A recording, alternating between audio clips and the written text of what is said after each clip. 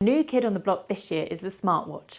Apple kicked off the excitement with rumours of an Apple iWatch, but Samsung and Sony have been first to actually get in on the action. Samsung launched the Samsung Galaxy Gear at IFA 2013, whereas a few months earlier, Sony launched the Sony Smartwatch 2.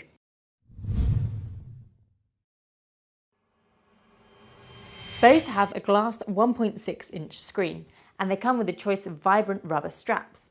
But Samsung's attention to detail with the brushed aluminium surround gives it the edge, whereas Sony, well, it looks a bit like an iPad Nano with the straps bolted on. Both watches run Android. This means that you can use normal apps such as Facebook and Twitter and also check your emails. But the catch is they need to be tethered to your Samsung or Sony smartphone to work properly.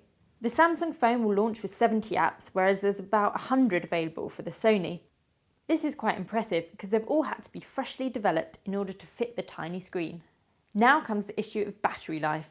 It's a bit of a problem with the Samsung because it only lasts for 25 hours.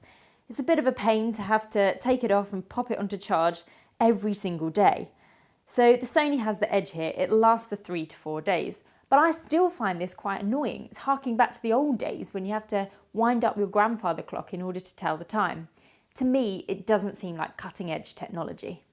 In terms of functionality, the Samsung Galaxy Gear has the edge.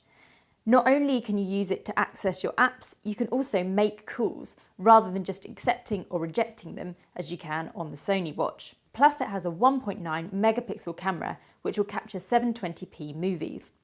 The Sony is quite limited. You can set an alarm, you can use Facebook, Twitter or email, but that really is about it.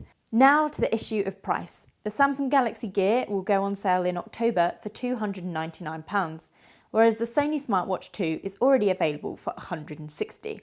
This might make the Sony sound like a bargain, but I don't really think so. You can't do anywhere near as much, and it's just a second screen that's reliant on your smartphone.